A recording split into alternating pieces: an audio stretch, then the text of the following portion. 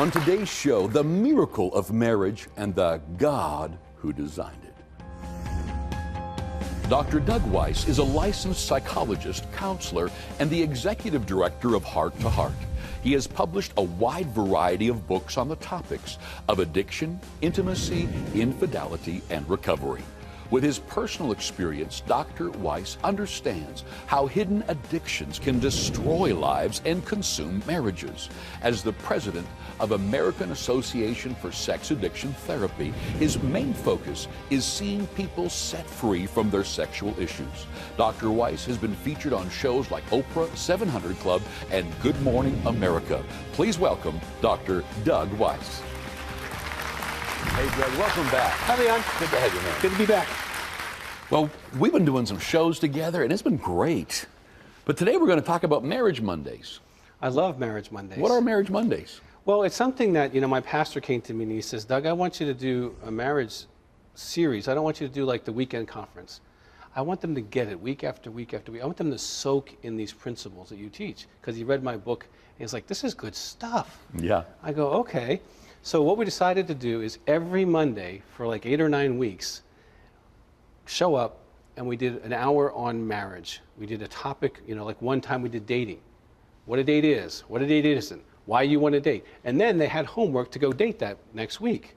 That's pretty basic. I know, right? Yeah, but ask your congregation on Sunday, how many of you took your wife on a date this week? Yeah. 20%. Yep. I know it's basic, but I take mine out every week. That's why I married her. I mean, she's hot. I want to show her off. I mean, anyway, it is basic. So maybe dating would be one topic.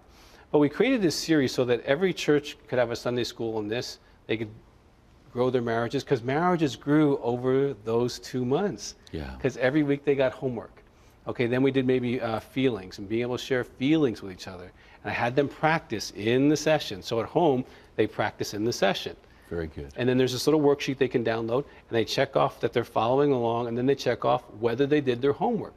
So you know what that's doing? When you read the Bible, it's either a miracle or it's the seed principle. And too many Christians want a miracle. Pray for my marriage. I want my marriage fixed right now. Sure. Now it's done. But actually, everything in the Word that compares itself to the kingdom it takes time. Yeah, absolutely. The seed is planted, nurtured, and then something beautiful grows. And Absolutely. that's what this is doing. Absolutely. It's Monday after Monday. And it's with accountability. So you suppose you got your Sunday school, you got 6 people, 6 couples, or you just open your home every Monday night for 6 or 8 weeks.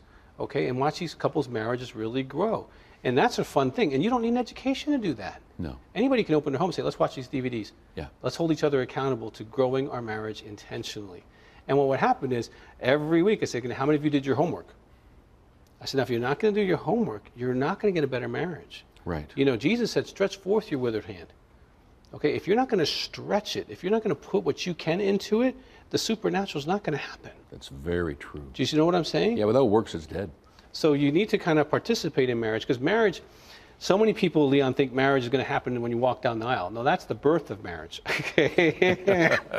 Okay, now it needs to walk and talk and become its own organism and find its own DNA and its destiny and why God made it, what he wants for it. Okay, and that's a several decade journey. So how we have to walk through this together, walk intelligently. So we cover dating, we cover money. I mean, pastors love this because I'm a tither. I believe in tithing. I mean, if you're not tithing, I think you're too dumb to be saved. I just think you're too dumb to be saved. That's just my personal opinion, okay? But I'm a psychologist, and here's why. Because what do psychologists do? They clean up messes, okay? So people fly from all over Canada and other countries and America to my office every single week. And I ask them, okay, how often are you dating? How about your friends? And I'll ask them about money.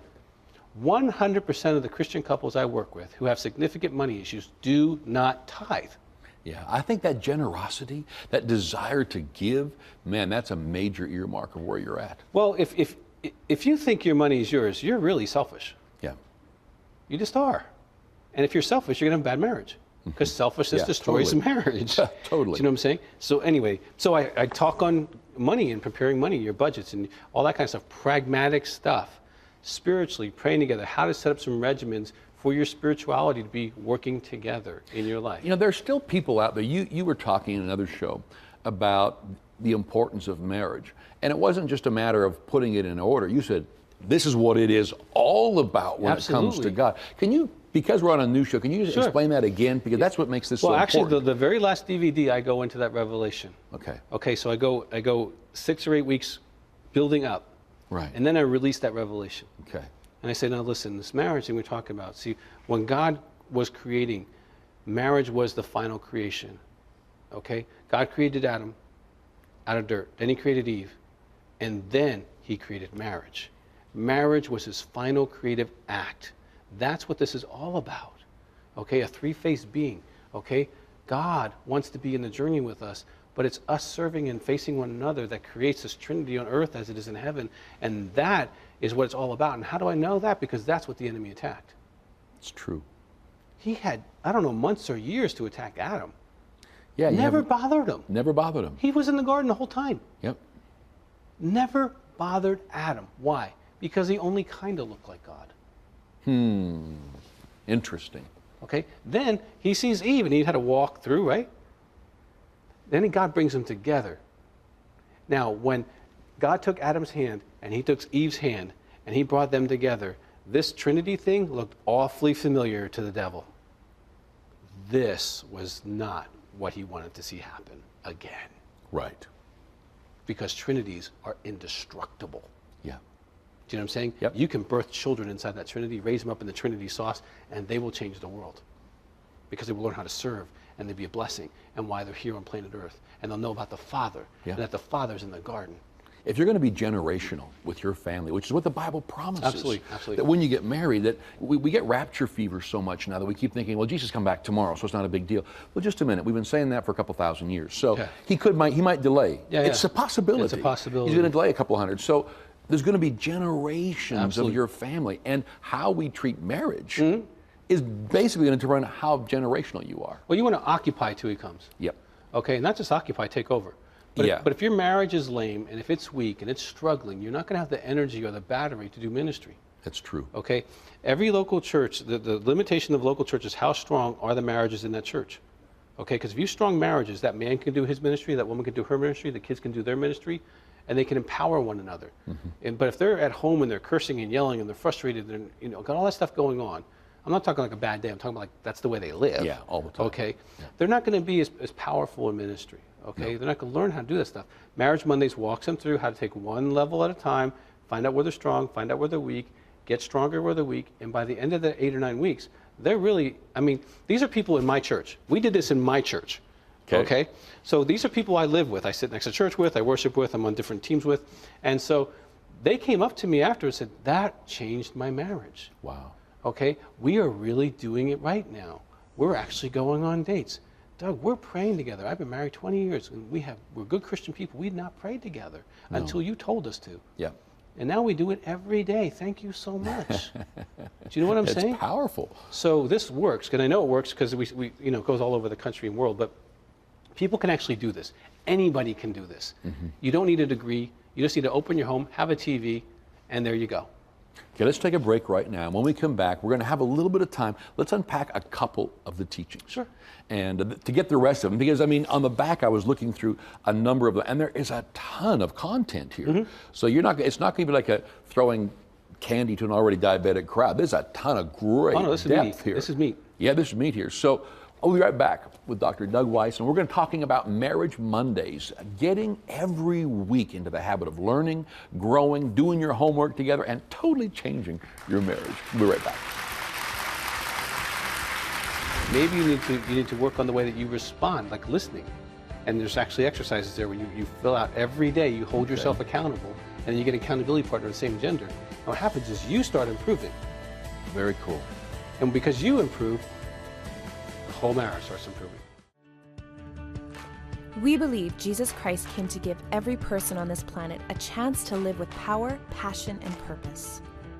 Through award-winning, world-class TV programs like this and life-giving resources in Spanish, French, Italian, Russian, and Hindi, Spirit Contemporary is changing lives around the world. Considerable expenses are involved, but each person reached is absolutely worth the cost. People are saved, their faith revived, eternities transformed, all because of your support. With your donation today, you will receive today's special resource.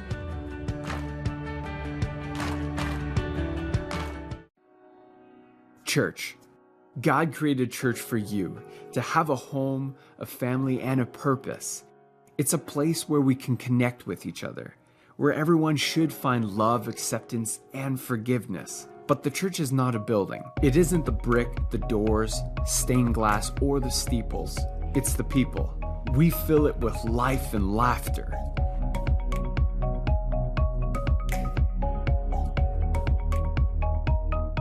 We are the church, and we can meet online from anywhere in the world. Let's connect at Springs Online today.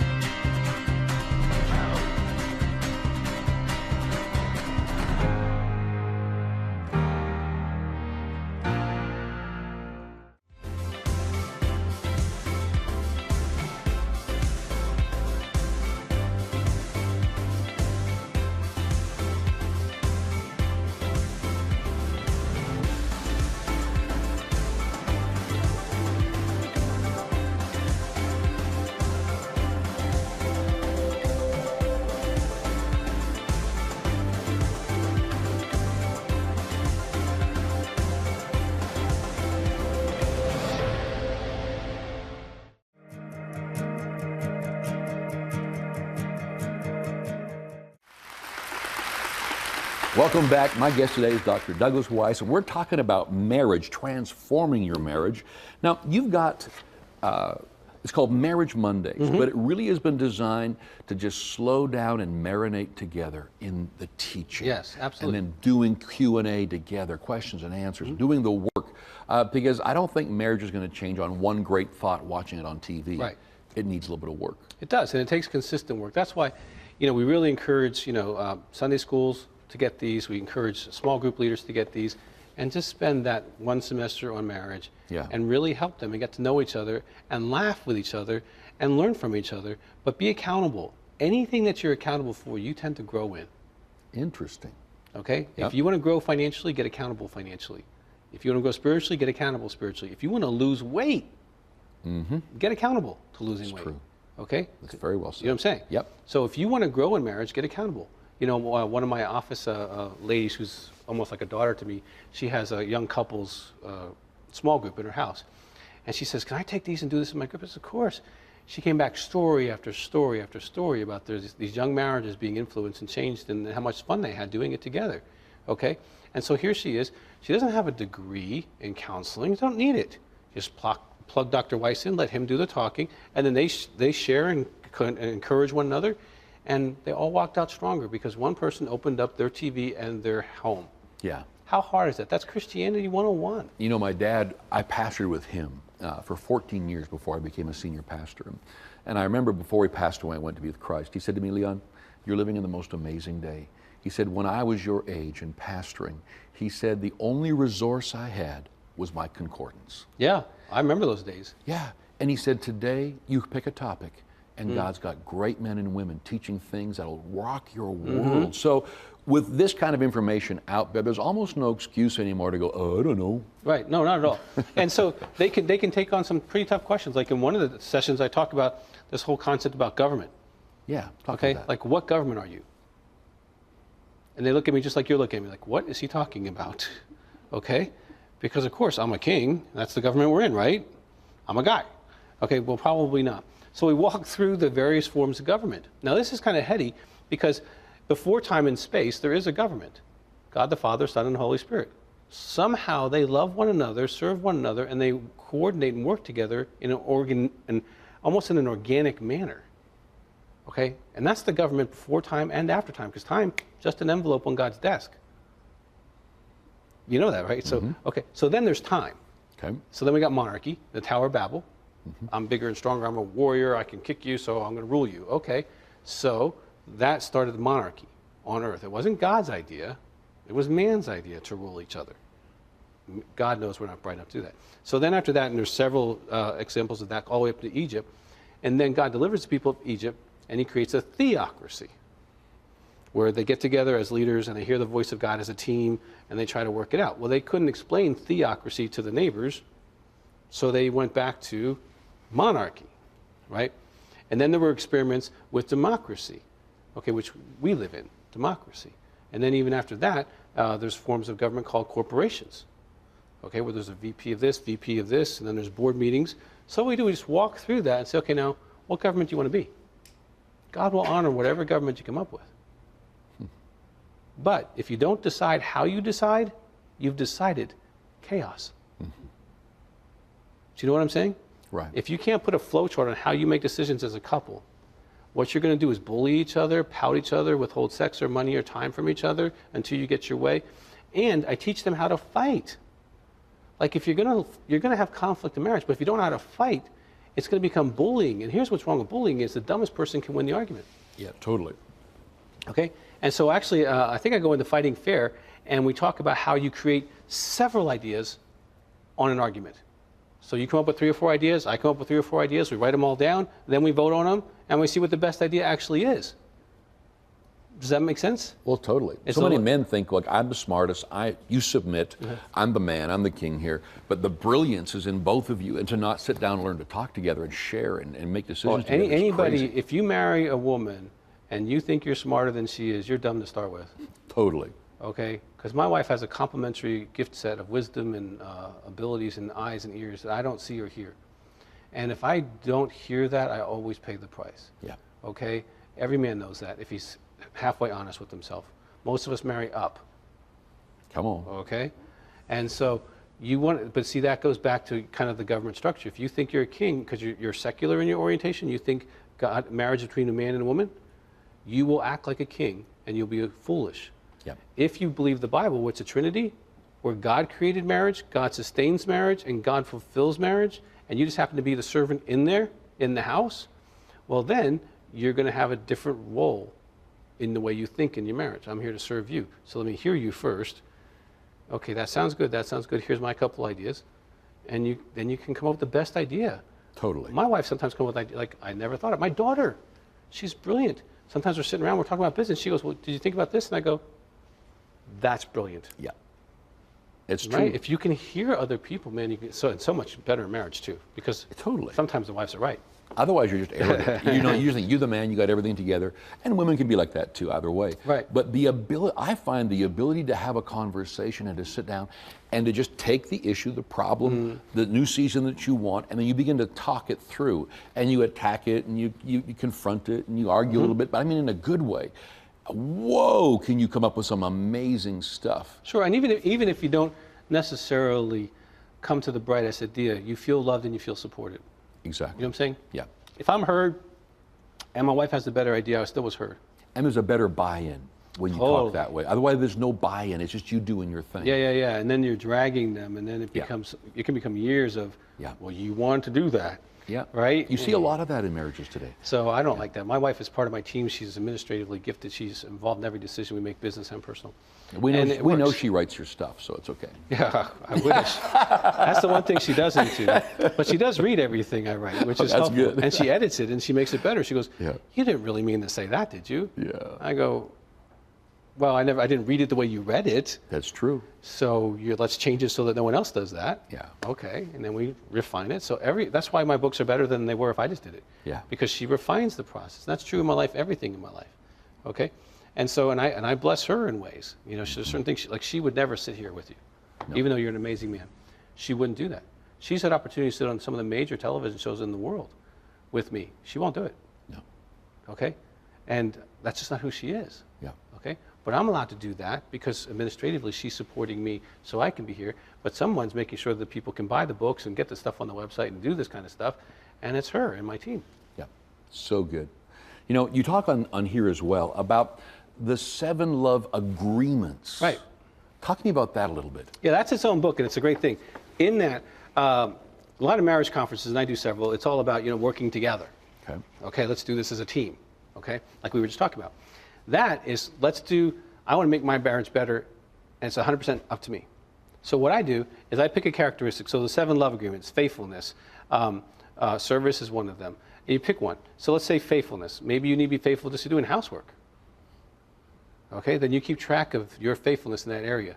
Okay, maybe you need to work on the way that you respond, like listening. And there's actually exercises there where you fill out every day. You hold yourself accountable, and then you get an accountability partner of the same gender. And what happens is you start improving. Very cool. And because you improve, the whole marriage starts improving. But it's not like I'm looking for you to help me. I'm going to work on, maybe I'm going to work on gentleness with you. Yeah. So I'm not going to be rough. I'm going to wait till you finish your sentence. And I'm going to keep track of whether I wait till you finish your sentence for a whole month. See, that is exactly what it takes to change, is to pick one thing like patience and say, okay, I read it, yes, God, help me to be patient. That's not good enough. No, I had to practice that one myself. I'm not good at patience. I'm not. Yeah, I'm like A. You literally have to figure out a way to blog something, to write down in a diary or give yourself some kind of a little checklist. Sticky pad. You begin to develop that one thing and focus on it for a month. In a month, you can change it. Yeah. Well, at least we become aware of it. You start moving towards that. And that's true of anything in life. But how many people say, I want to change something in me for my marriage to be better? Now, how many of us have something that we can change? Okay, so you just take responsibility. 7 love agreements walks you through that and say, okay, now just take responsibility for that one, and this month just work on that one thing. That thought right there, a lot of people struggle with, because most people are experts, they think, on what their spouse should change. But we're always telling people, you change. Forget about trying to change your spouse. You haven't in 50 years anyway. No one really has. But the fact is that I can tell you how to do that. When you change yourself, everything around you changes. Absolutely. When you change. Wouldn't you agree with that? Totally. But I can tell you how to change your spouse. Okay. Do you want to know? Go for it. Okay, it's like this. So you're in a conflict and you go like this and you say, Father, if it's me, spank me. Yeah. And if it's not me, then deal with them. That's how you change your spouse. You let God do it. But I can tell you I've gotten more spankings than I've gotten any change. But you have to be open to God changing you. You're right, and many times, not many times, we have very few conflicts, but we have a significant one, and it's usually like, building a building or doing, it's a thing, it's a big thing. And we're in this tension. I'll go to the Lord and say, Lord, she's your daughter. Yeah. Okay, you can change your heart or you can change mine. Either way's fine with me. Just do one of them. Yeah, exactly. And let it go. One of the prayers I found years ago that Sal and I both pray is Ephesians chapter 1, where the Apostle Paul is teaching us how to pray. And he says, pray for the spirit of wisdom and of revelation and the knowledge of Him, the eyes of your understanding being open. I just pray that over myself and over her. She prays it over herself, over me, over our kids. Amen. Because it really becomes the whole central thing is that like you've been so accurately saying in every session that marriage is 3 people. It's God in the middle of this thing. Boy, He can train us. And He's the brightest in the group. He's the brightest in the group. And He knows so many ways to take our marriage to places that if He really can do exceedingly abundantly above all that we ask or think, then everything you've been saying has been, if you let God into your marriage and learn these principles, it's going to go places you only dreamed of. Absolutely, absolutely. Amen. Doug, thank you for being with us today. Thank you again, Leon.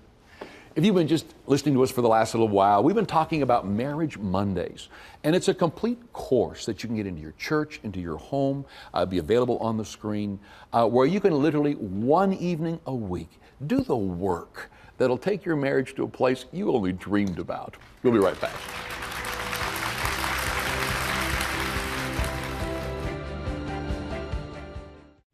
Devoted, a daily devotional created with you in mind. Easy to read and simple to understand. These 2-minute faith boosters are available in 8 different languages. Watch it on YouTube or have the booklet sent directly to your home. You can also receive Devoted to your email inbox daily. Become inspired as Leon Fontaine shares practical biblical teaching. Devoted is literally at your fingertips. Transform your life with this Spirit Contemporary devotional. Sign up to receive Devoted today.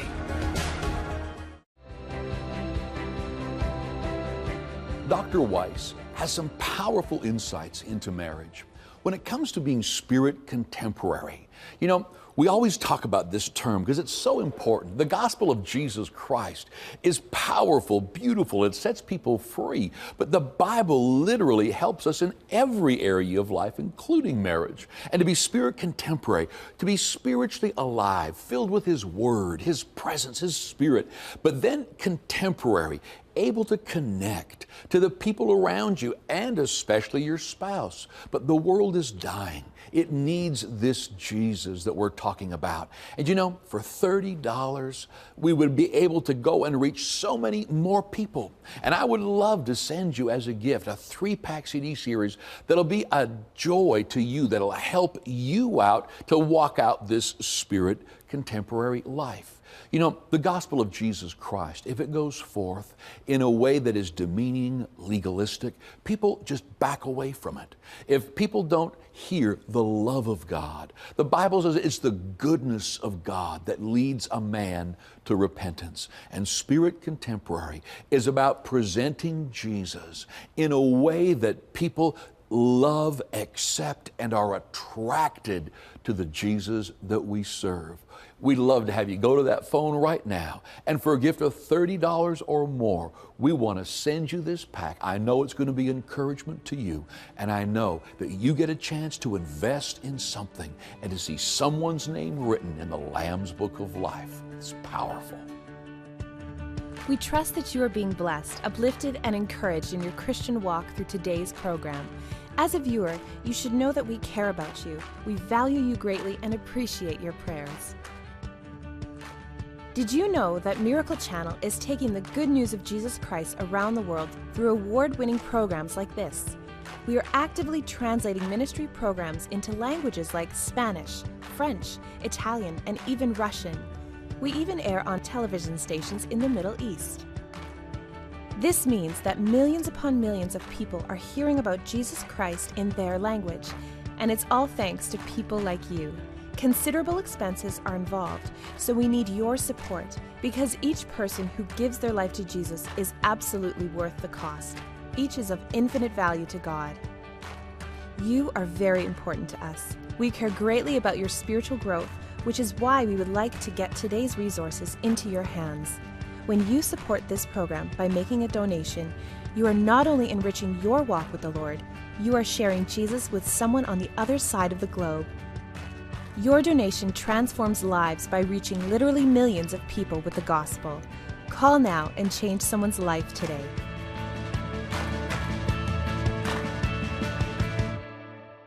Join us tomorrow as Lee Strobel shares how doubt affects your life. Doubt is when you're hung up over an issue. You're not sure. You've got some questions. You've got some hesitancy, some ambivalence. Right. Disbelief is the willful decision not to believe. Oh, that is good.